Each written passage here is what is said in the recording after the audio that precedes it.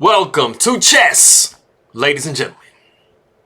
How's everybody doing out there? Appreciate it very much for taking a look at my video.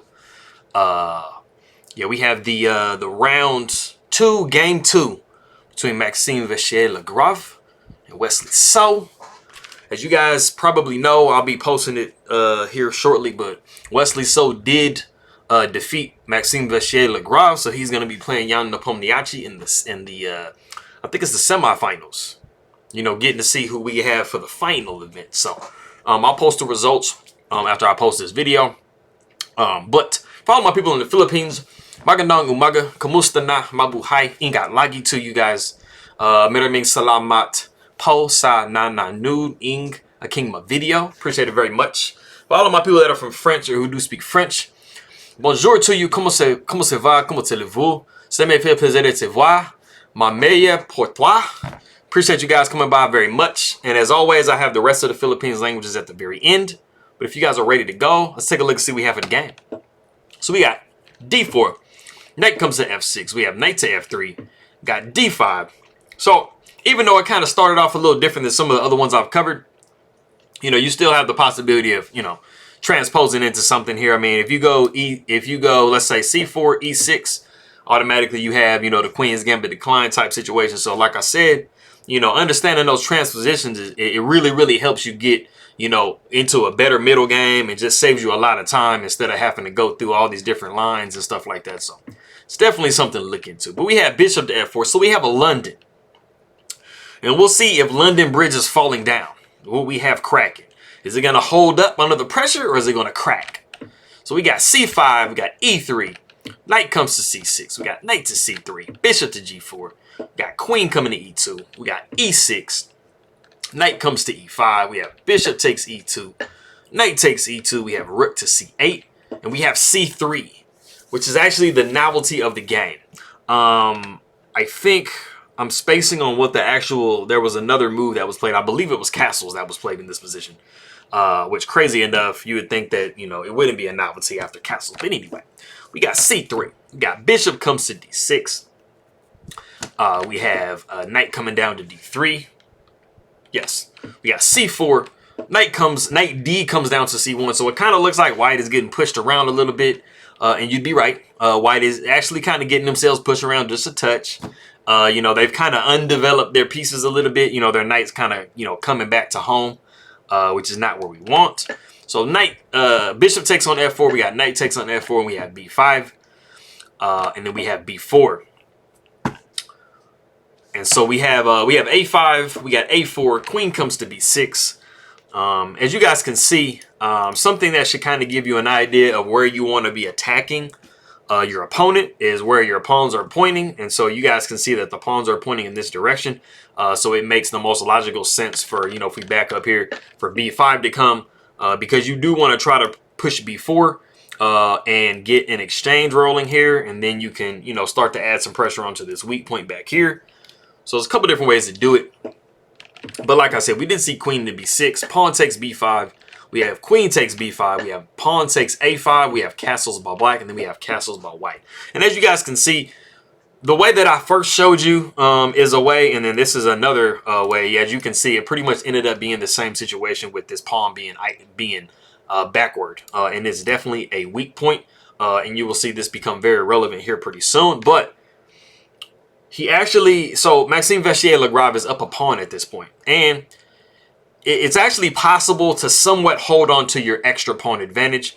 Instead of castling on move 17, it was a little bit better to actually push A6. As you guys can see, this rook is holding this pawn. So after rook comes to A8, you see queen to A4, taking advantage of the fact that this queen is undefended. So that's a really big issue, and you are defending the pawn. So it's just a little bit... It was just a little bit of a way to kind of hold on to that pawn a little bit longer. So like I said, we did see castles by white. And this allows rook to A8 with you know, there's not really a way now to defend the pawn, because you do have the knight, the queen, and the rook all hitting it. So queen to A4 doesn't quite work here because you're just going to be trading and you're going to be good to go. So we see knight C to E2. We have rook taking A5, rook to B1.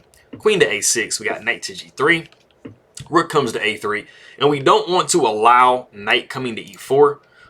So Maxime Vachier-Lagrave just figures he's going to go ahead and try to trade off. You know, you also have issues after the knight comes here of the queen trying to come and sneak on g4. So you don't want to allow that. So you take on h5, knight takes h5. You have knight back to e7. You have queen to c2. You got a4. Queen comes down to c1. And this is a little bit of a sneaky move. So we got queen back up to a5. We have rook to b4, just trying to plug up, you know, the pressure that's on this pawn, because there really wasn't any other way to defend it. And then we have this very sneaky e4. And this actually does allow a possible draw. So the knight takes b4. We see queen to g5, obviously threatening checkmate in one. So we got g6, knight comes to f6 with check, king to g7. We have queen to e5, setting up a discovery. So the rook comes to a8, just giving the king as much room as possible to move. We have knight takes d5 with check, king goes to g8. We see pawn takes b4, giving a in-between move, a counterattack on the queen before we move the knight. We got queen to d8, knight comes to f6, king goes to g7. So we have knight to e8 with check, king comes to f8. And in this position, we do have a possibility for like a drawing type of a scenario. But the only thing that I will say about the position is the fact that it takes a severe amount of calculation for white to be able to really pull this draw off. Also, it's objectively, when you're thinking about it from white's perspective, you know, you have not only are you under the pressure of having to calculate this super long line, but you're having to think about the fact that you are up a pawn, but you are down an entire exchange. And that does weigh heavy. It is a psychological thing that people have to deal with. So even though, like, you know, you have a possibility for a draw, a lot of the times, especially when you're in this type of a situation, you know, you're thinking, is it really possible for me to pull that type of draw off? But before we get into the move that was played in the game, one of the options of a drawing line is actually knight back to f6. King sneaking over to e7, knight to d5 with check, king comes to d7, knight to f6 with check, king to c8. We have d5, rook 3 to a6, b5, and then rook to b6. And like I said, you know, you're prepared after pawn takes to take back with the rook. You can even take back with the pawn, it's fine. But, I mean, just to get to this point, I mean, this was like a nice 5 move deep. So you're having to think that you're having your knight and your queen, you know, just kind of in concert together trying to produce this draw. So it's not the easiest draw. It's not like you have just a 3 or 4 repetition just automatically just staring you in the face. So we had king to f8. We do see knight to c7. And this is actually a I don't want to say it's a blunder, but it's a definite mistake. And this starts to kind of unravel the game for white. So the rook comes to c8. Not only attacking the knight, but also putting the rook behind this pawn and trying to, you know, give it the ability to push. The knight comes to b5. We have rook to a6 because we did attack the knight. We see d5, king comes to g8. We see knight to c3. So as you can see, the knight was finally able to get behind that pawn. And so now it's basically relegated to just babysitting. You know, babysitting the pawn, making sure it can't push. We see queen to d6. And we've come to the point in the game, if you want to go ahead and pause the video and see what white should do in this position, go ahead and do so real quick. Okay, cool. So I'm always talking to you guys about being down material. You never want to trade, right? Well, this position is actually an exception to that rule. And the main reason why is the fact that when you offer this trade here, bringing this queen down to d6, you are also attacking this pawn, and you're basically threatening for white's position to just clearly be down in exchange. So you are really kind of forced to trade, also because you're going to start getting some temples on your queen. So queen taking d6 was actually correct in this position. And then after the rook takes on d6, you got rook to d1, rook to a8, and then king to f1, making sure that you can kind of sneak your king out of here. But you're preparing to meet pawn takes with pawn takes. And then you do kind of have your own nice little strong supported pawn there. And, you know, you have some issues, or not some issues. I mean, you've definitely done something good in this particular case. But don't get in the habit of just trading at all times, especially if you're down material. It might not end up pretty for you. So after the queen comes to d6, thinking of this probably, Maxime goes ahead and says, hey, I don't want to trade because it's not beneficial for me. But then he sees e5. And now he's going to be losing the pawn, and his queen is going to get in a pin. So the queen takes on b4. And as you can see, like I said, you do have a pass pawn, but black has their own very, very strong pass pawn. And they're going to start making a situation where that knight is going to have to move or get lost. So the rook comes to b1, tries to counterattack. The queen comes to c5. We got h4, giving your king some luft. We have queen to d4, really, really wanting to trade. And you have to hold on to this knight. So that's becoming one of the issues that you're having to deal with. We got h5. The king comes to h2. We see queen to c5. Queen comes to d2. We have queen to d4, wanting to trade again. Queen comes to e1. We see rook c to a8, making sure we don't repeat because we were just going to have a draw. So the knight comes to b5, you know, hoping for a dream case scenario where they can just, like, you know, slam dunk their knight into c7 and give a nice little fork. And then, I mean, you know, maybe it's a game, right? So we got queen to c5, not allowing that. Knight comes back to c3.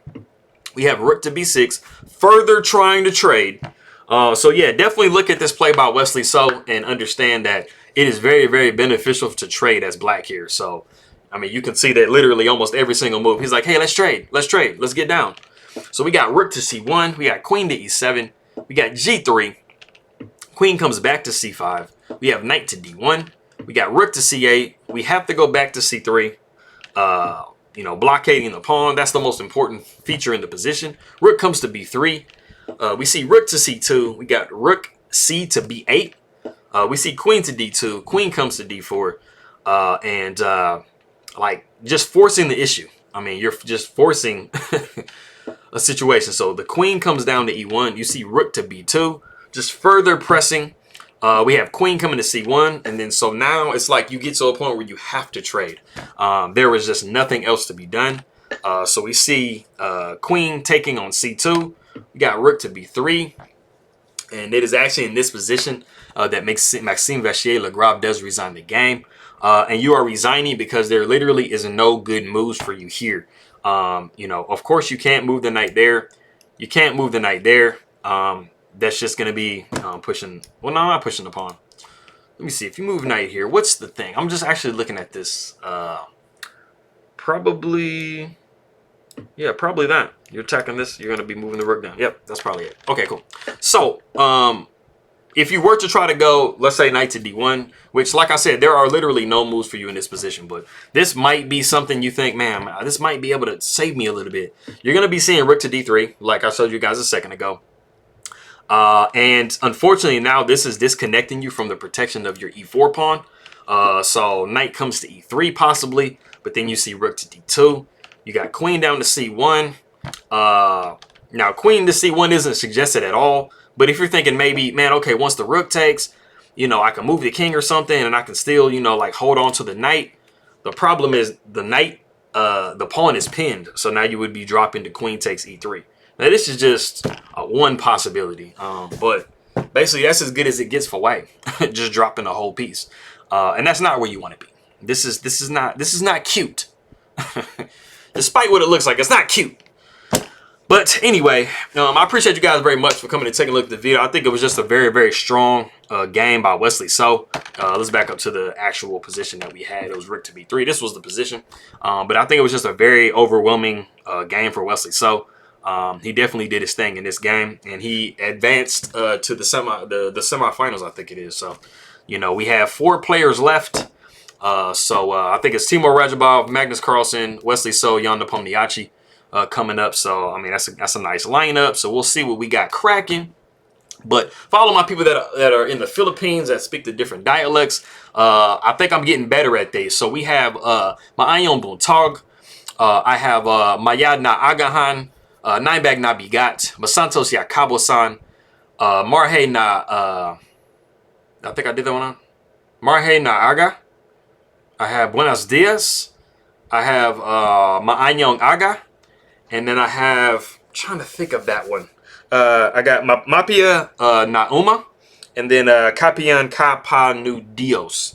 I think I did that correctly. Yes. Okay, I think I got it right. I think I actually successfully got to my Ayonaga. All right. I'm gonna get all of them. Ultimately, you know, at some point, I'll be able to just spit them out. They'll just be like just real easy or whatever. But Yep. I appreciate you guys very much for stopping by, taking a look at my video, and I'll see y'all next time. All right.